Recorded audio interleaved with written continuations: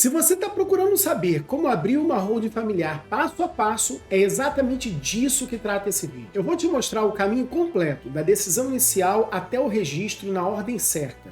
E esse vídeo, ele é para você que quer trabalhar com isso, não é para quem quer resolver o caso da própria família. Antes de começar, se inscreve no canal e ativa o sininho, porque toda semana eu trago técnicas de holding familiar aqui nesse canal e eu não quero que você deixe nada passar, porque isso vai fazer toda a diferença na hora de você entregar uma holding familiar para o seu cliente. Meus amigos, eu vou te mostrar isso em 3 passos. Vai do começo ao fim e cada passo depende do anterior. Então fica comigo aqui até o último, porque é nele que mora o erro que mais derruba a abertura de uma holding familiar. O passo número 1 é a sessão de viabilidade. Você vai precisar criar um diagnóstico antes de começar. Você vai precisar entender o patrimônio da família, a família, quais são os objetivos que aquele cliente tem, se ele quer aquilo só para sucessão, para proteção, para organização. Sem um diagnóstico, você vai estar improvisando. E esse diagnóstico, ele acontece numa sessão de viabilidade. Essa sessão de viabilidade é uma reunião que você vai ter com o cliente em que você tem perguntas previamente definidas, numa ordem previamente definida, uma ordem estruturada, não é ao léu ou achando que é do seu jeito, não, uma ordem definida que você vai escrever antes, não faça nada no improviso. Então você vai detalhar antes, você precisa saber toda a composição familiar, precisa saber detalhes da formação patrimonial e principalmente o que aquele cliente quer com aquela holding. A partir disso, que você vai desenvolver 2 tipos de diagnóstico. Um é para dizer na hora para o cliente, é para poder dizer para ele o seguinte: olha, realmente eu enxergo que o seu caso é sim da possibilidade de fazer uma holding familiar. Ou o segundo diagnóstico, a segunda opção de diagnóstico, que é você dizer, não, olha, infelizmente o que eu enxergo aqui, que a holding familiar, não é o caminho para a sua família e eu posso te indicar A, B ou C, se é o caso do teu escopo de serviço. O que você não deve fazer jamais, sugerir para o cliente uma holding familiar quando você entender que aquele caso não é para holding familiar. Não vale. Esses honorários não valem a perda da sua dignidade. E o segundo diagnóstico que você vai fazer aqui é o diagnóstico que é para você, não para o cliente. É um diagnóstico como se fosse um exame clínico em que você consegue ter ali a visualização de todo tipo de possibilidade de holding que dá para ser feito para aquela família. E aí isso já abre o próximo passo. O passo de número 2, que é o croquis estrutural. Você vai precisar definir o seguinte: quantas células vão ter? O que cada uma vai conter ali naquele sistema? Qual o desenho que faz sentido para aquela família? Sim, é verdade, a família tem um desenho de estrutura completamente diferente da outra. Por quê? Porque elas têm patrimônio, tem seres humanos e tem objetivos distintos, objetivos específicos. E quando a gente fala em célula, a gente está falando em empresas. Só que aqui mora uma diferença brutal.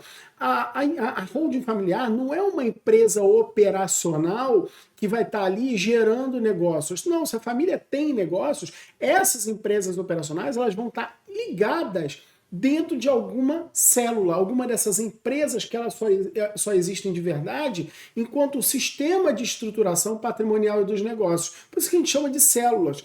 Então, cada família cada estrutura de cada família pode ter mais de uma célula, mais de uma empresa. E eu vou explicar isso para você daqui a pouquinho. Fica aqui comigo, tá?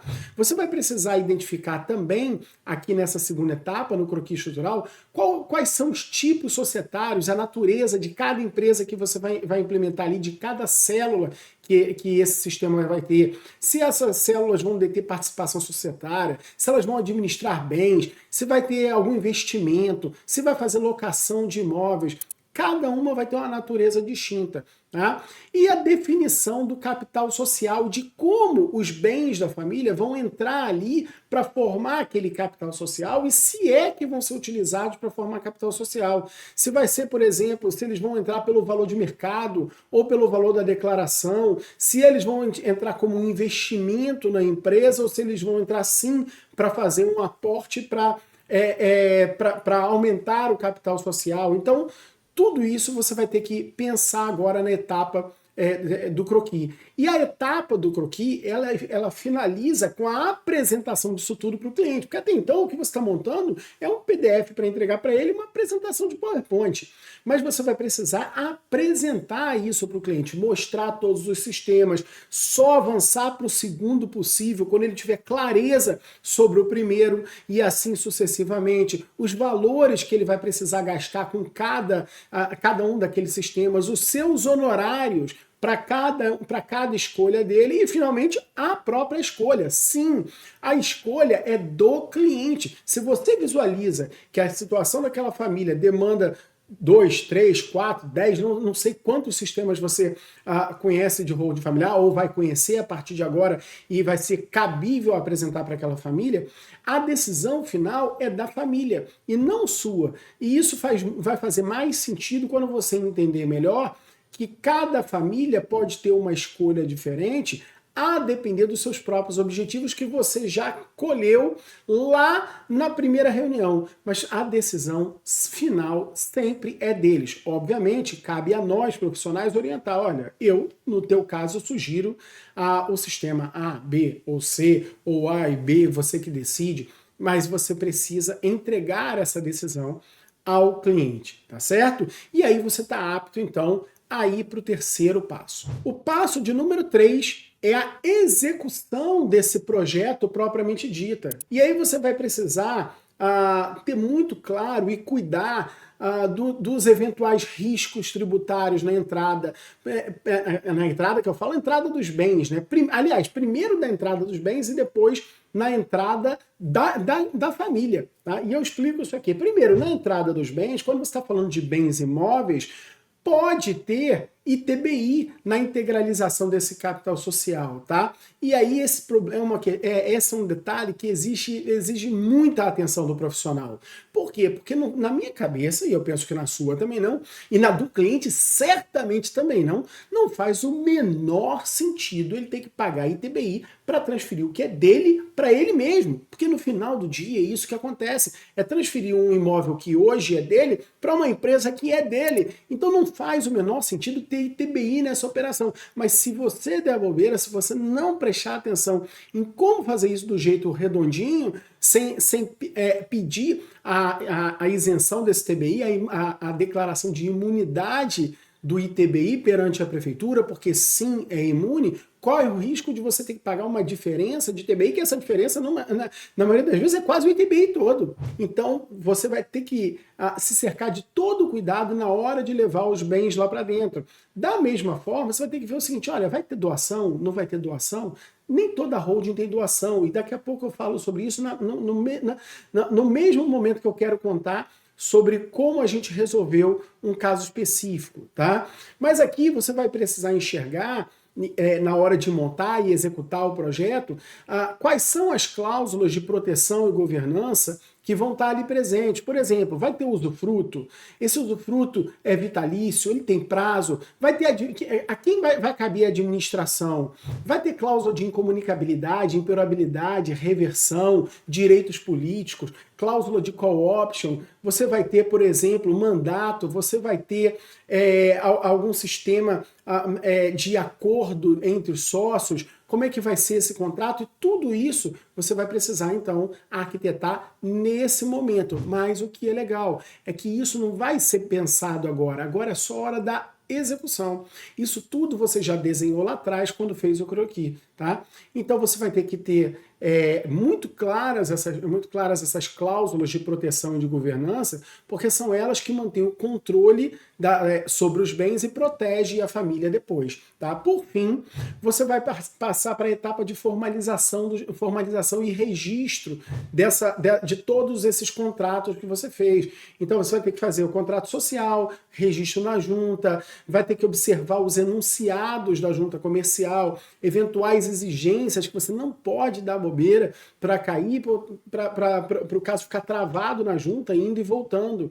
Você vai ter que observar, anota aí, ó, a IN, a Instrução Normativa número 81 do DREI. Ela traz lá todos os manuais de constituição de sociedade. Então, como é que vai ser aquela determinada célula? Vai ser uma limitada? Você vai ter que observar lá o manual próprio de limitada. Vai ser uma SA, o manual próprio de SA. então vai ter que seguir à risca lá o que está na instrução normativa número 81 do DREI. E, por fim, o registro dos imóveis, né? Os imóveis que antes eram da família e agora vão pertencer era do ser humano e agora vão pertencer a essa instituição que é da família, eles vão ter que ser levados a registro no cartório de registro de imóveis.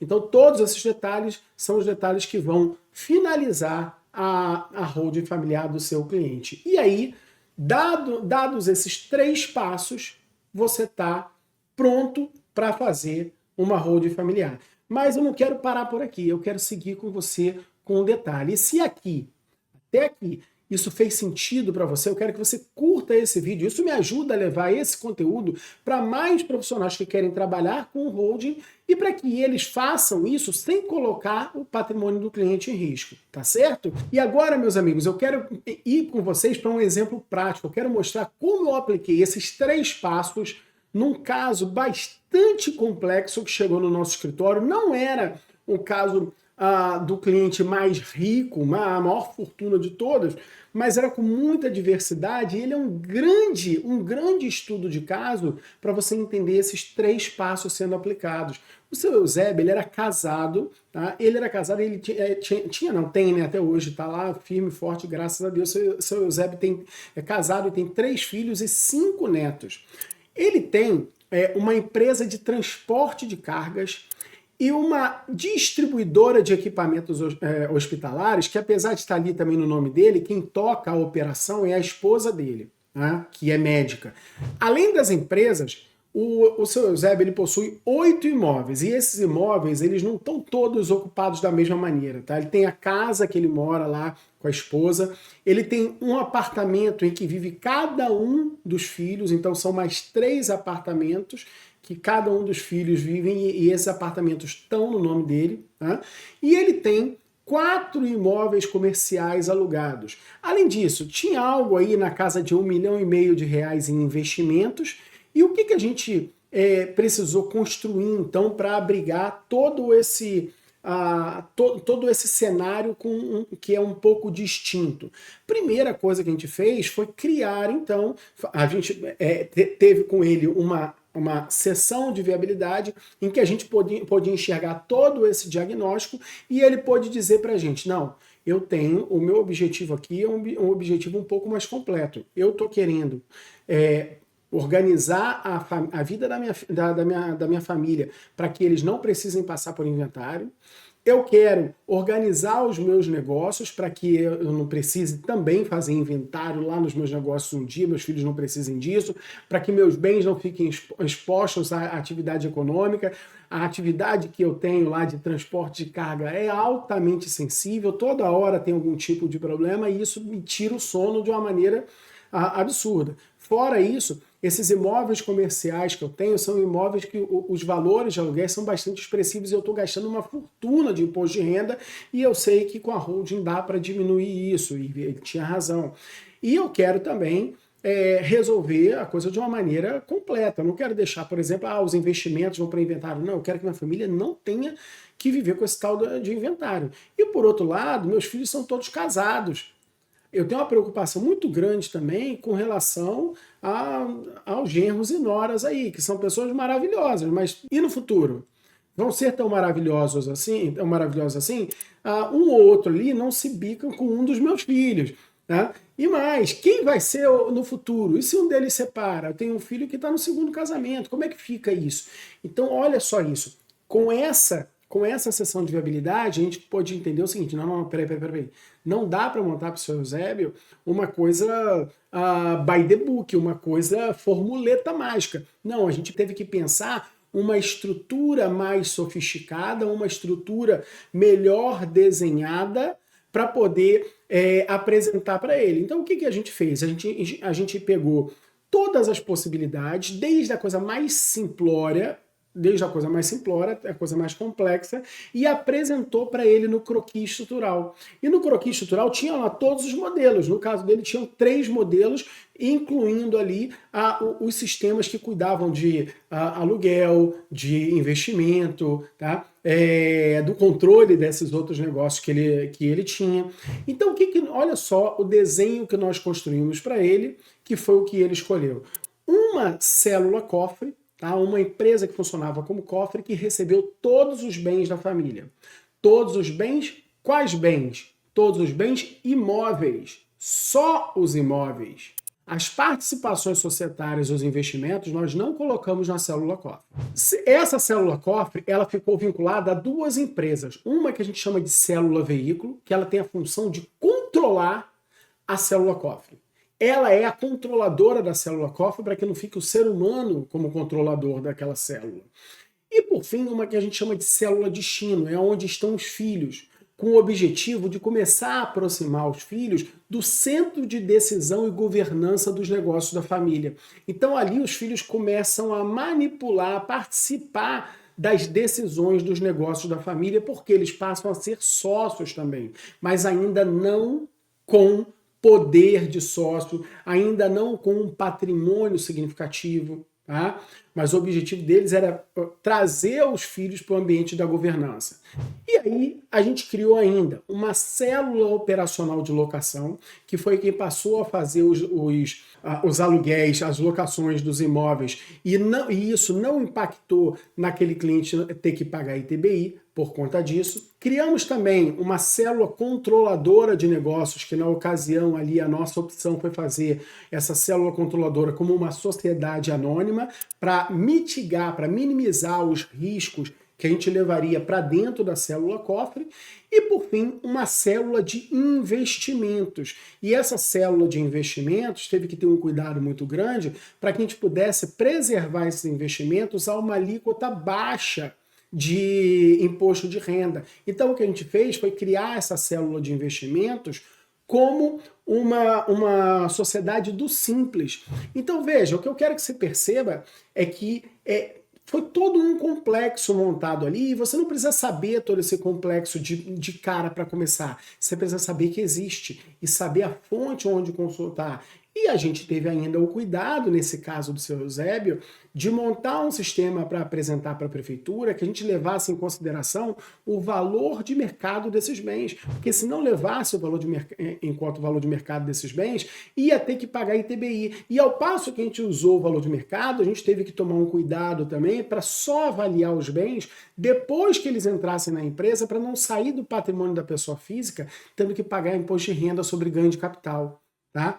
E nesse caso, no caso dele especificamente, sequer teve que pagar ITCMD, porque até teve doação, mas só das cotas da célula destino. Ah, Márcio, mas aí então, no caso aí do seu Eusébio, vai ter que fazer inventário das cotas da célula veículo, não é isso? Não, não vai ter que fazer inventário. Vai ter que pagar ITCMD lá no futuro, tá? E isso, essa escolha desse cliente, como isso foi arrumado, tudo, eu vou te contar num outro vídeo específico sobre isso, que cabe uma aula inteira, tá? Mas para mim, o ponto crucial aqui é você reparar que criar a estrutura é só uma parte dela. Antes vem o diagnóstico. É o diagnóstico que vai determinar para onde as coisas vão. Se você vai conseguir fazer um negócio basicão ou se você vai precisar de um nível de sofisticação pesado como foi esse do seu Eusébio, tá? Aí depois que você fez o diagnóstico, você constrói esse desenho com os custos, precificação, vem então a decisão do cliente e, enfim, vem a parte fácil. E por incrível que pareça, é a parte fácil. Executar o projeto é a parte mais fácil. Por quê? Porque a execução ela vem de um projeto previamente esquematizado. Tá? Isso tudo é o que separa quem acha que saberia fazer uma holding familiar de quem faz holding familiar bem feita, sem improviso, sem colocar o patrimônio do cliente em risco. E eu não quero que você se assuste com a possibilidade de ter, nossa, Márcio, mas tem muita coisa aqui tem muita coisa que você precisa conhecer, e a parte boa é que você vai conhecendo. Acompanha aqui a gente no canal, que você vai conhecendo detalhe por detalhe de como entregar tudo o que é preciso numa holding familiar para o seu cliente. Agora que você já sabe como montar uma holding familiar, quais são os passos, o teu próximo passo é entender a dinâmica de como leva esses bens lá da pessoa física para dentro da célula cofre do jeito certo, sem ter a incidência do ITBI, por exemplo. Eu tenho um vídeo bem curtinho aqui no canal que fala exatamente disso. Só não repara que você vai ver lá um outro cara que está fisicamente bem diferente, mas sou eu mesmo, tá? Como diz lá o meu amigo Bruno Gimenez, a gente despiorou, mas... Tá? O vídeo está aqui na tela, é o seu próximo passo. Assiste logo depois desse, beleza? Meu nome é Márcio Carvalho de Sá e toda semana eu ensino técnicas como essas aqui nesse canal, então se inscreve e ativa o sininho para não perder nada, porque holding familiar é método, não é improviso.